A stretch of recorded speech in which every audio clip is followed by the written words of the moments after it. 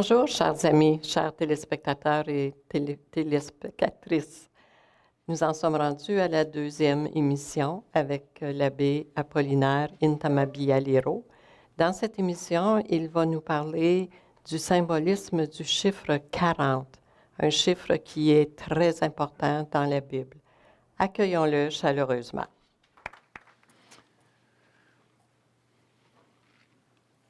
Notre première rencontre était basée sur une forme d'introduction.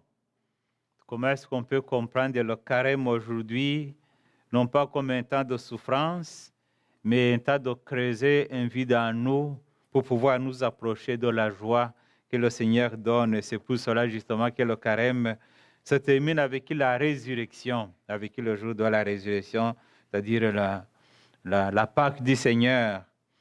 Là, on voyait comment c'est important pour nous de nous laisser transformer par la grâce de Dieu et de choisir nous-mêmes d'aller vivre les 40 jours.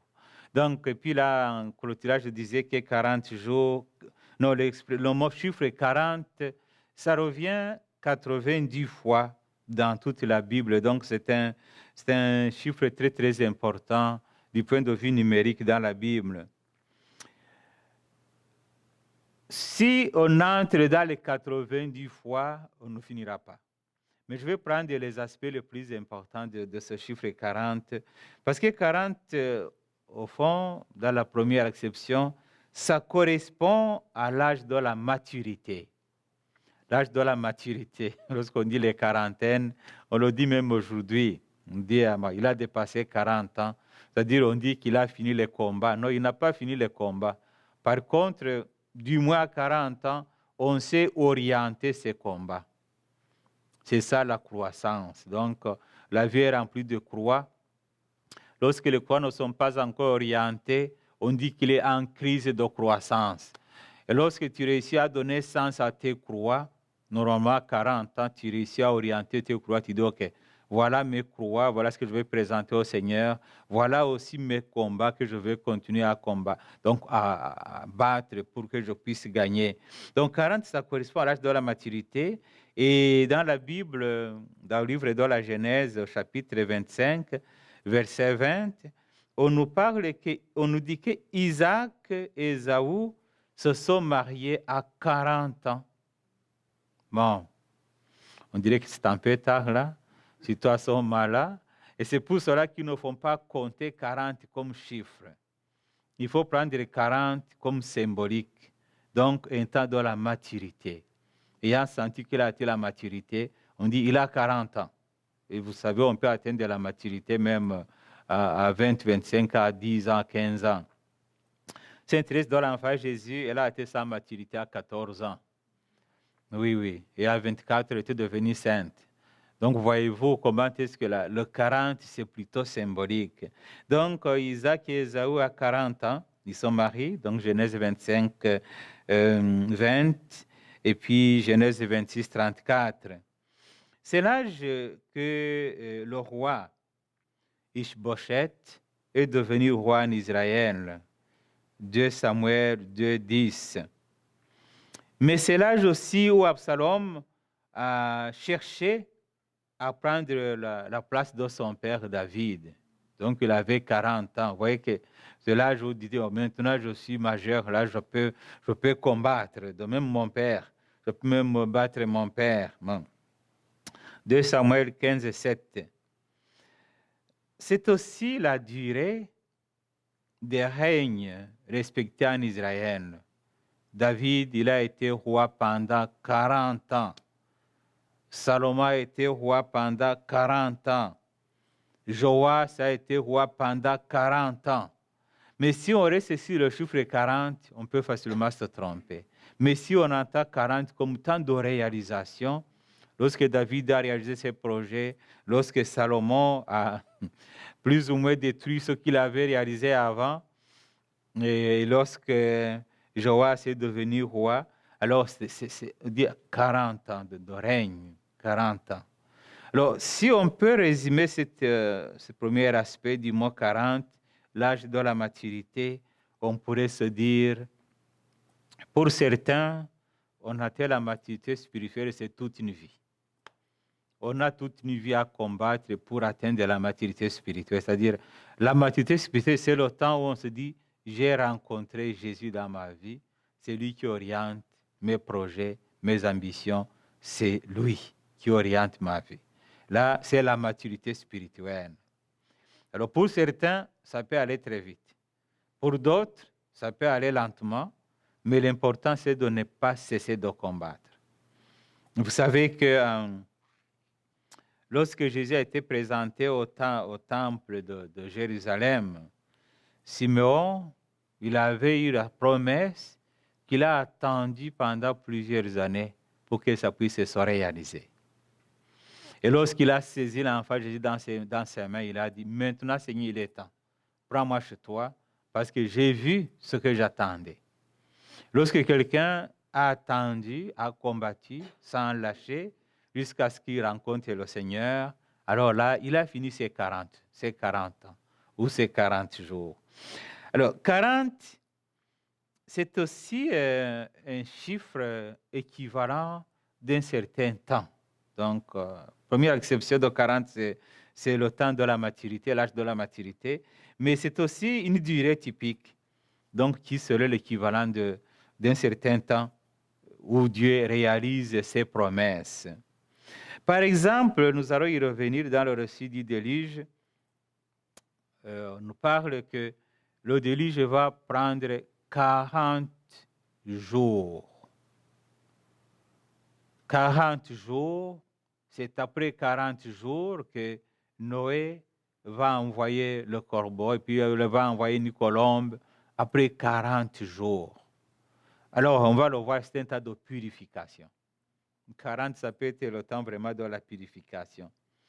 Alors, c'est aussi la durée de l'embaumement de Jacob. Imaginez-vous, après la mort de Jacob, on l'a embaumé pendant 40 jours, ce qui est matériellement impossible. Mais ça dit combien ça a été une grande purification. Vous connaissez la vie de Jacob, comment c'était une vie un peu mouvementée. Alors, il faudrait beaucoup de purification. C'est encore la durée pendant laquelle le Philistin Goliath vient défier Israël. Donc, Goliath, pendant 40 jours, là, il a éprouvé Israël. Il montrait qu'il est puissant, il montrait que le Dieu n'est rien devant lui. Donc, c'est comme le temps de l'orgueil. C'est comme le temps de l'orgueil. Et il faudra quand même une grande purification pour que ce temps de l'orgueil passe.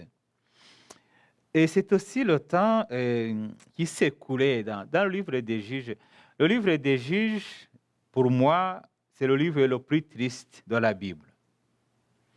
Parce que quand vous lisez le livre des Juges, qu'est-ce que vous découvrez? Il y a un peuple qui est dans la souffrance. Il crie vers le Seigneur. Le Seigneur intervient. Et le peuple retombe encore dans ses péchés. Puis ça recommence. C'est comme une sorte de cycle de péchés qui se suivent d'un temps à l'autre. Alors, le 40, là, dans le livre des Juges, c'est comme le temps qui s'écoule entre lorsque le Seigneur intervient et lorsque le peuple abandonne le Seigneur. Vous allez voir, c'est notre vie de tous les jours. Le livre des Juges, quelquefois, ça trace aussi notre vie. Parfois, on est dans la souffrance, on crie vers le Seigneur intervient, on nous dit même pas merci, et puis on refait les mêmes erreurs. Puis ça recommence, on crie, le Seigneur écoute, il intervient, et puis on recommence toujours à zéro. Et comme vous voyez, c'est un temps vraiment d'épreuve, donc ces 40-là, c'est un temps où on devrait accepter d'entrer dans la purification. Et bien sûr, dans le Nouveau Testament, il y a Jésus qui est tenté aussi par le diable. Donc Jésus qui va prier pendant 40 jours et qui est tenté à la fin de ce temps de carême pour Jésus. Mais nous avons aussi les apôtres qui vont passer 40 jours avec le Seigneur comme le temps d'enseignement. Alors comme vous voyez, il y a beaucoup de 40. Ce que je vais vous inviter maintenant à découvrir, c'est quelques aspects de ces 40 jours Et comment est-ce que nous pouvons nous aussi entrer dans cette purification de 40 jours? La première fois, quand dans la Bible, le nombre 40 apparaît, c'est justement dans l'histoire que nous trouvons dans le premier livre de la Bible, donc au Genèse chapitre 8. Donc, c'est l'histoire ou le récit de Noé. Vous savez que Noé, ça signifie le repos. Noé, ça signifie le repos. Alors, c'est là où le Seigneur aime se reposer. Il veut se reposer en nous. Il veut se reposer en toi. Alors, nous sommes dans une situation où le monde a choisi plutôt le péché que servir le Seigneur. Et là, je vous rappelle que les 11 premiers chapitres de la Genèse, ils ne font pas les lire au passé. Il faut les lire au présent. Entre autres, justement, le récit du déluge. Ça fait partie de ces récits qu'il faut lire au présent. Si tu lis ça au passé, tu peux rencontrer beaucoup de contradictions parce qu'ils vont parler du déluge qui atteint le monde entier. Est-ce qu'ils connaissaient le monde entier à ce moment-là? C'est comme lorsqu'on dit dans l'évangile de Luc que l'empereur a émis un édit que tout le monde dans le monde entier va vivre le recensement. Alors le monde entier, c'est-à-dire le monde que eux connaissaient à ce moment-là. Et comme vous le voyez, il n'y avait pas de téléphone, pas de télévision, pas de communication facile comme aujourd'hui. Donc le monde, c'est là où tu es. Alors pour ceux qui sont ou étaient dernièrement en Syrie et puis en Turquie, le monde est fini. Lorsqu'on parle de 100 000 morts, ce n'est pas quand même un jeu. Donc c'est-à-dire que même aujourd'hui, on en parle, il y a des déluges qui se font. Mais qu'est-ce qu'on découvre dans son déluge? C'est que Dieu, il commence par regretter pourquoi est-ce qu'il a créé la personne humaine qui, plutôt que choisir le bien, choisit le mal. Là, il se dit, même si dans le cœur de l'homme, il n'y a que le mal, je préfère quand même le pardonner. Alors, ça commence par une purification. Donc, 40, pour la première apparition dans la Bible, c'était un temps de purification. Nous devons accepter, nous aussi, que pour nous, 40, ça commence par la purification. Qu'est-ce que je dois purifier à moi? Qu'est-ce que je dois purifier? Qu'est-ce qui doit mourir à moi? Parce que là, on dit que pendant 40 jours, tout ce qui était dans le monde va périr, sauf ce qui est dans l'arche avec Noé. Tout ce qui est dans le monde doit périr, sauf ce qui est dans l'arche avec Noé. Alors, si je veux vivre vraiment le carême aujourd'hui, de façon spécifique, je dois me dire, mais qu'est-ce qui doit mourir à moi? Qu'est-ce qui ne m'aide pas à m'avancer vers le salut? Qu'est-ce qui doit mourir à moi? Qu'est-ce que je dois laisser dans l'eau? L'eau qui symbolise bien sûr le baptême. Lorsqu'on descend dans l'eau du baptême, c'est-à-dire qu'on est purifié par la grâce de Dieu. Alors, pendant ces 40 jours, qu'est-ce que je dois offrir au Seigneur? Alors, qu'est-ce qu'on nous dit dans ce passage? J'ai choisi le passage de Genèse chapitre 8, 6 à 12. Genèse chapitre 8, 6 à 12. Ça nous dit ceci. Au bout de 40 jours, Noé ouvrit la fenêtre de l'arche qu'il avait construite. Et il lâcha le corbeau. Celui-ci fit des allers-retours jusqu'à ce que les eaux se soient retirées, laissant la terre sec. Noé lâcha aussi la colombe pour voir si les eaux avaient baissé à la surface du sol. La colombe ne trouva pas d'endroit où se poser et revint vers l'arche auprès de lui parce que les eaux étaient sur toute la surface de la terre. Noé tendit la main, prit la colombe et la fit rentrer auprès de lui dans l'arche. Il attendit encore 7 jours et lâcha de nouveau la colombe hors de l'arche. Vers le soir, la colombe revint, et voici qu'il avait dans son bec un rameau d'olivier tout frais. Noé comprit ainsi que les eaux avaient baissé sur la terre. Il attendit encore cet autre jour et lâcha la colombe qui, cette fois-ci, ne revient plus vers lui. Voilà. Donc, après 40 jours de purification, voici que Noé va essayer de tâter le terrain pour voir est-ce que c'est bon, est-ce que c'est quelque chose à changer. Le corbeau, il va trouver les cadavres. Là, il ne revient pas, il va rester. Mais la colombe, qui est symbole de la paix, il va revenir. Il n'y a pas de place pour rester dehors. Et ça, c'est la beauté de la colombe. Il ne faut jamais oublier que la colombe cherche toujours son nid. Cherche toujours son nid.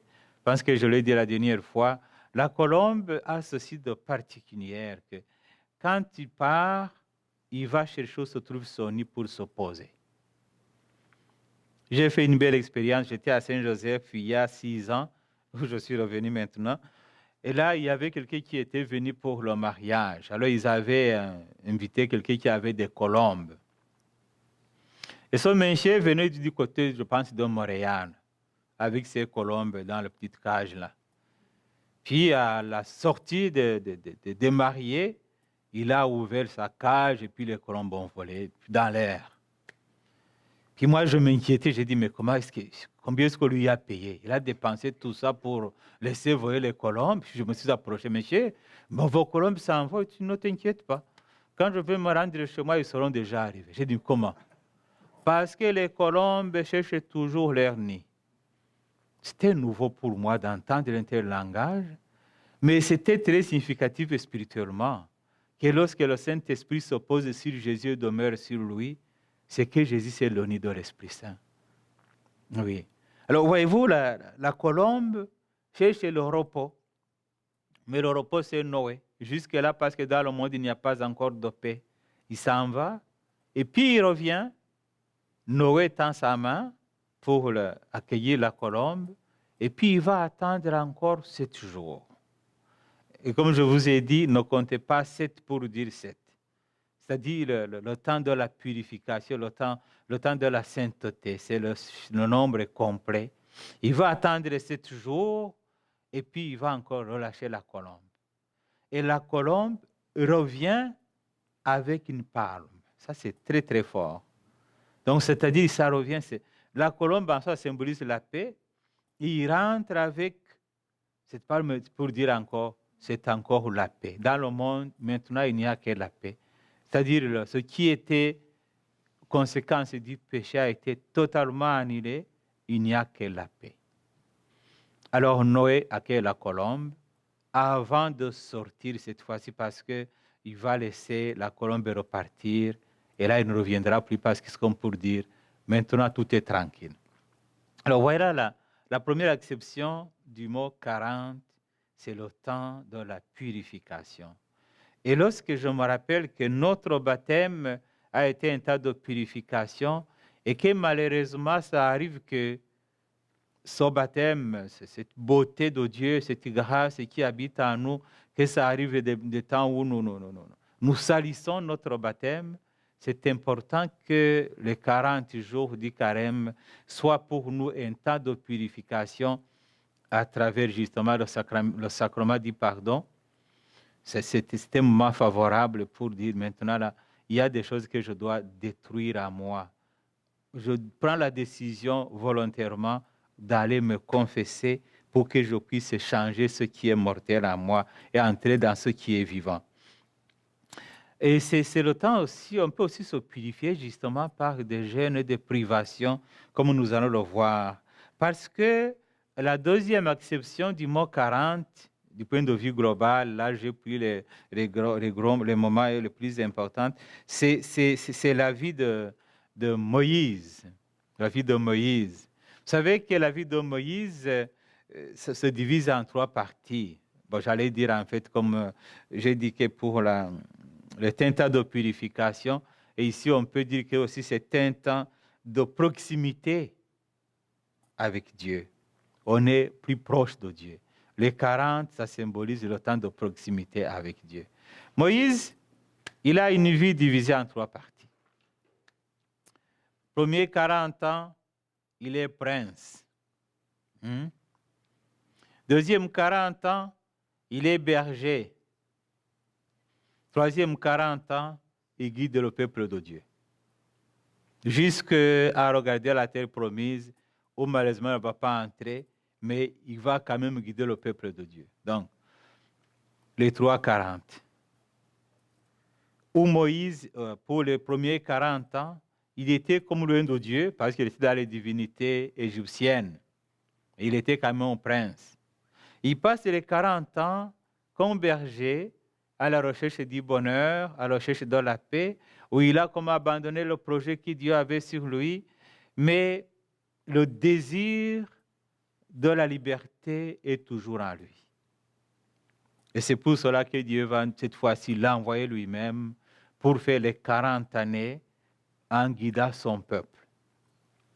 Mais ça ne sera pas un temps facile, parce que nous allons le voir dans le livre de l'Exode, chapitre 19, 16 à 18. C'est le Seigneur qui invite Moïse à monter dans la montagne de Sinaï et faire 40 jours de prière. Donc là, il vit dans les... Ça, c'est la 3e partie de ces 40 années. Donc là où il guide le peuple, ils ont traversé la mer Rouge, ou mieux la mer de Roseau, parce que ce n'est pas vraiment la mer Rouge. Ils ont traversé la mer de Roseau, et puis ils sont rendus dans le désert. Ils doivent errer pendant 40 ans. Ils doivent errer dans le désert pendant 40 ans. Alors le Seigneur dit à Moïse, monte vers moi sur la montagne et reste là pour que je te donne les tables de pierre, la loi et les commandements que j'ai écrits pour le Seigneur. Moïse montant sur la montagne, alors la nuée couvrit la montagne, la gloire du Seigneur demeura sur le mont Sinaï, et la nuée le couvrit pendant 6 jours. Il appela Moïse le 7e jour du milieu de la nuée. La gloire du Seigneur apparaissait aux fils d'Israël sous l'aspect d'un feu dévorant. Au sommet de la montagne, Moïse pénétra dans la nuée et il monta sur la montagne. Moïse restant sur la montagne 40 jours et 40 nuits. Exode 24, 12, puis vous pouvez sauter 15 à 18. Donc, Moïse qui reste plus proche de Dieu. Ça, c'est intéressant. Vivre le carême comme un temps de proximité avec Dieu.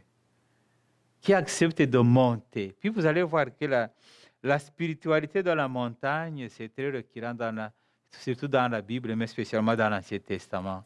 Et vous allez voir que dans l'histoire de l'Église, beaucoup d'églises étaient bâties au sommet d'une colline ou d'une montagne.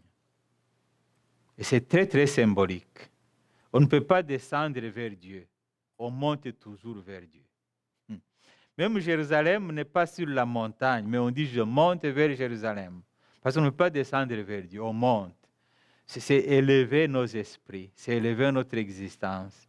Pour être proche de Dieu, il faut monter, il faut laisser quelque chose de matériel. Et c'est ça, cette montagne, la monter vers Dieu, en éliminant à nous tout ce qui est matériel, tout ce qui nous empêche de monter vers Dieu. Mais ça ne va pas s'arrêter là. C'est Moïse qui monte, 40 jours, 40 nuits. Ça devient alors le symbolisme vraiment de cette rencontre véritable avec Dieu. Il est là sur la montagne, il a rencontré Dieu. Et vous savez la suite. C'est que Moïse va descendre de la montagne avec les tablettes justement de pierre de 10 commandements. Et étrangement, comme il s'approchait du camp, il vit le veau et les danses. Moïse s'enflamma de colère.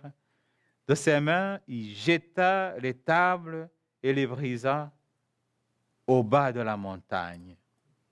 Exode 32, verset 19. Donc, il doit tout refaire.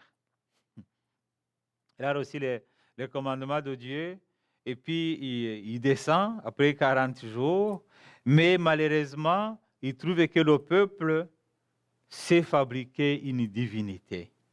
Ça, c'est le désir que malheureusement nous avons à nous de retourner au passé, retourner prendre les viandes en Égypte. On est dans l'esclavage, mais on veut quand même rester là-bas parce que ce n'est pas facile d'accepter de changer, de se convertir. Alors Moïse s'enflamme, il va tout recommencer, il jette les tablettes dans le feu, puis tout est fini. Il doit tout recommencer. Et comment est-ce qu'il va recommencer? À nouveau, Moïse monte sur la montagne. C'est ça, la vie spirituelle, c'est comme un éternel recommencement. On ne finit jamais de dire j'ai atteint ce que je voulais. Non, non, non. Parfois, on recommence, mais Moïse ne se décourage pas. Il remonte encore dans la montagne. Et le Seigneur dit à Moïse, inscris ces paroles, car c'est sur la base de ces paroles que je conclus avec toi une alliance, ainsi qu'avec Israël. Alors, c'est-à-dire que sur les tablettes, c'est Dieu lui-même qui avait écrit les 10 commandements. Maintenant que Moïse se rend compte que tout est à reprendre, maintenant le Seigneur lui dit, écris toi-même sur les tablettes. Il va écrire. Il fit donc là avec le Seigneur 40 jours et 40 nuits. Il ne mangea pas de pain, il ne but pas d'eau. Et il écrivit sur les tables des paroles de l'Alliance, de 10 paroles. Imaginez-vous. Donc, pendant 40 jours, sans rien manger, sans rien boire, Moïse est là pour réécrire les commandements de Dieu. Là, il ne faut jamais oublier. Ça, c'est quand même un fait extraordinaire. Dieu a mis seulement une nuit pour libérer le peuple d'Israël de l'esclavagisme d'Égypte, pour le faire sortir de l'Égypte. Seulement une nuit. Mais il va mettre 40 ans pour faire sortir son peuple de l'Égypte dans leur cœur. Donc, ils sont toujours comme esclaves. Hein? Et Moïse, dans tout cela, il va se battre pour aider son peuple à faire sortir l'Égypte dans leur cœur pour accéder à la terre.